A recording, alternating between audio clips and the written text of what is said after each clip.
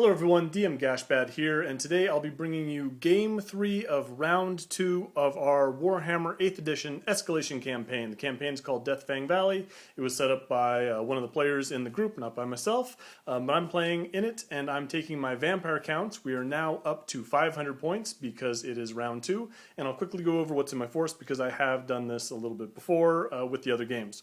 So in the middle we have Ethrak Crowfather. That is my level 2 Necromancer. He has the Ruby Ring of Ruin, so he's essentially got 3 spells, and one of them he's not going to blow himself up on when he miscasts.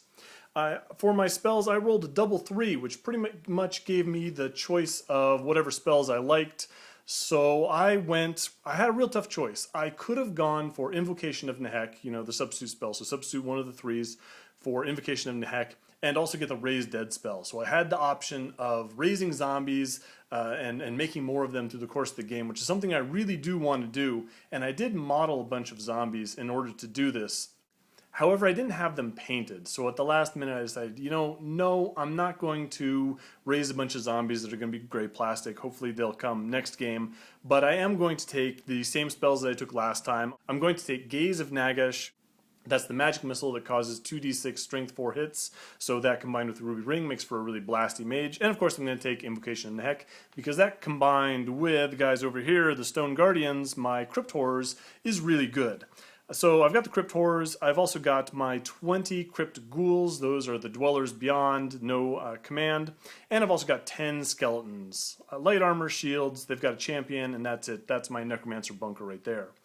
So I didn't take a picture, an individual picture of my opponent's force, so we're going to look at the board after all the terrain has been placed, after all of our armies have been deployed, and I'll go over what he's got really fast. He has a Lich Priest, level 1. He has to take a wizard with the lore of Nehekara in order to be the general for these games. So he's got to take his level 1 Lich Priest, and he also has the Ruby Ring of Ruin, because it's a really good magic item at these low points games if you've got a wizard. He has got a unit of 3 chariots with a full command. He's got a unit of 15 skeleton warriors, also with full command, and not pictured in here because they are currently tunneling underneath the ground. He has got 3 tomb swarms. So a note about this terrain board. So like I said, this scenario is called the Mists, which is going to restrict shooting, so you can't see very far because of the enveloping mists. However, the only shooting on the table right now is the skeletons on the chariots, so it isn't going to play any part in this game whatsoever, so we might as well forget about it. The other significant thing about this is played on a 4x4 board, and it's got 6 pieces of terrain. So we rolled up our terrain randomly, and we got an Encampment of Destruction. Now, I don't know if you guys use the random terrain tables for 8th edition. I got the sense that a lot of people didn't. But we always do. However, when we get these encampments, what they are is you get like D3 buildings, D3 sets of obstacles, and something else, like a sinister structure or something like that. And when we hit that, we just think, oh man, we don't want to lug down that much terrain. We don't want to roll that many times. We usually just re-roll it. But my opponent says, nah, this time we're going to do it. So we made a whole village. We are halfway to a Mordheim table with this right here. So we've got all the terrain in the world. We have got a hill. We have got 2 buildings. Over there on the left, I think that's a ghost fence. Those stumps, those burned out stumps, those represent blazing barricades. Over on the right, kind of moving up and down the board, I believe that's a blessed bulwark. Most of these don't matter. The blazing barricade would make a difference. If people charge over it, they're going to take hits. The blessed bulwark, it like halves the initiative of forces of destruction. There's another obstacle, I forget what that one does. There's just obstacles all over. This is a very obstacle-heavy set of games that I've been playing here. We have a mysterious wood, that's burial ground over there, that Kemrian sand dune, that's charnel pits. So that's pretty good. That gives troops within it, undead troops, regeneration of 6+. So that's really going to help my guys.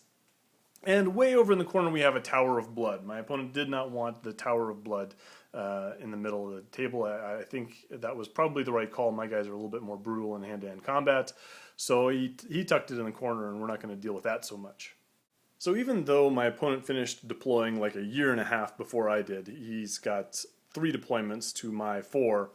I guess that's not really that big a difference. But anyway, I win the roll to see who goes first.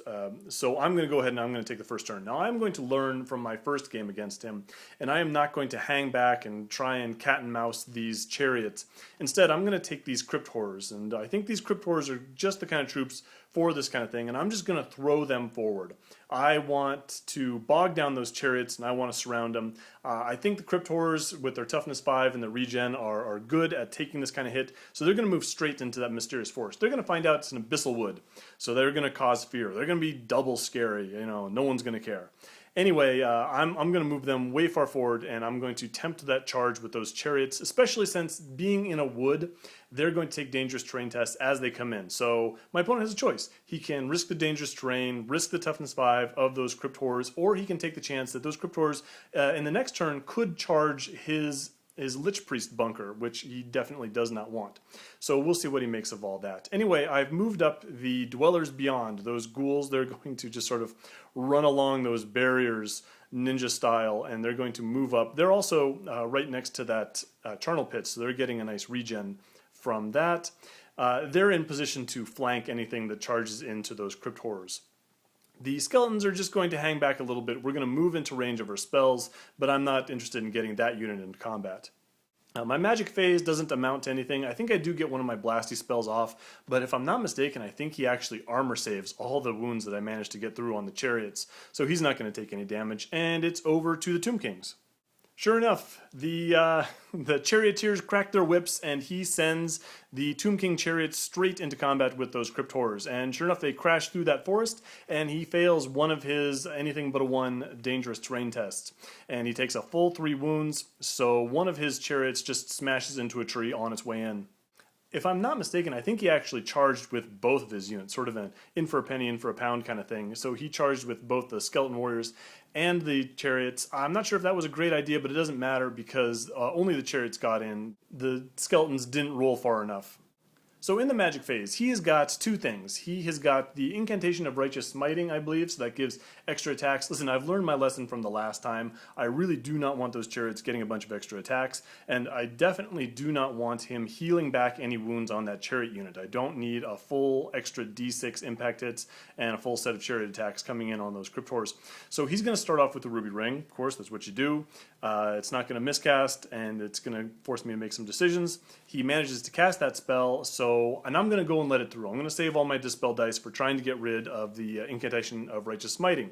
So the Ruby Ring goes off, and it blasts 3 of my skeletons into dust. But, same as last game, the very next spell he goes for the incantation, he gets it off with irresistible force. There is nothing I can do to stop that. My Dispel dice aren't going to do anything this round. So the chariot comes back, it's back up to full wounds, they get their extra attacks.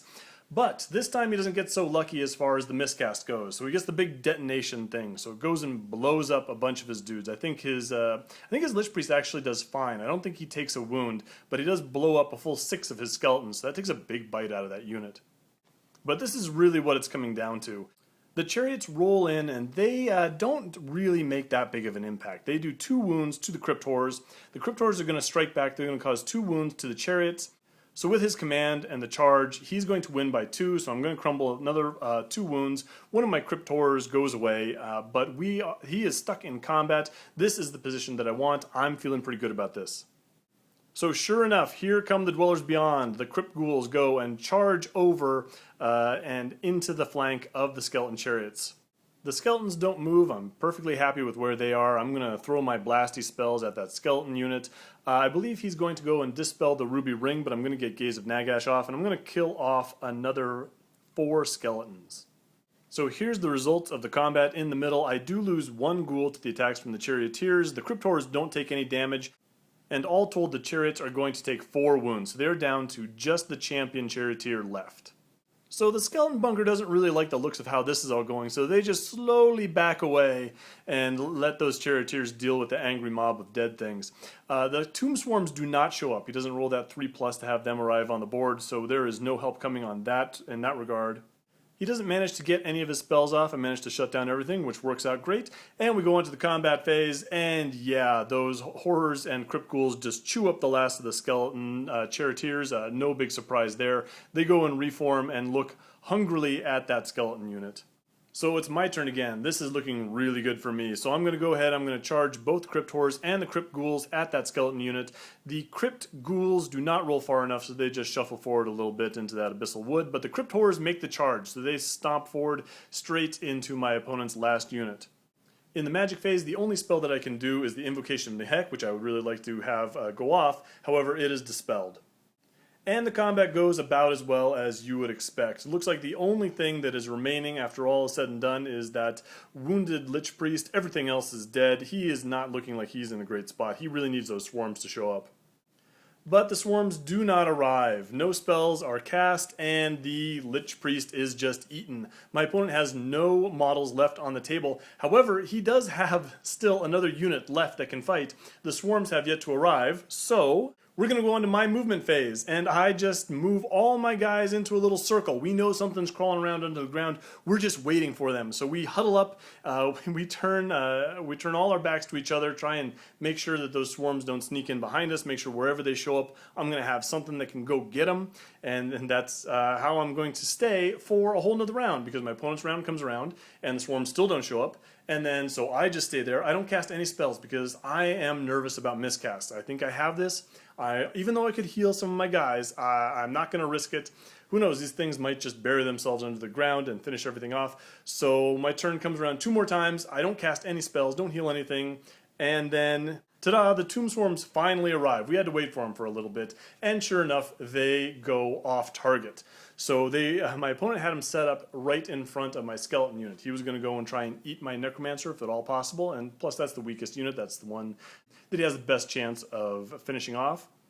But they go off target, and they wander right in front of probably the unit he didn't want, the unit he thought they would do the worst against, which was the Crypt Horrors. Now, honestly, I don't think that's so bad. These Crypt Horrors, they have toughness 5 and they have regen, but these swarms, they have 5 attacks each with poison. So honestly, if anything's going to get through those Crypt Horrors, these swarms are it. Nonetheless, I'm feeling very good about the position here. I did not need those swarms going and trying to smash into my necromancer. And I certainly think that these Crypt Horrors are up to the task. We can put a big dent in these swarms. So he doesn't get to do anything on the turn that he arrives, so it's back to my turn.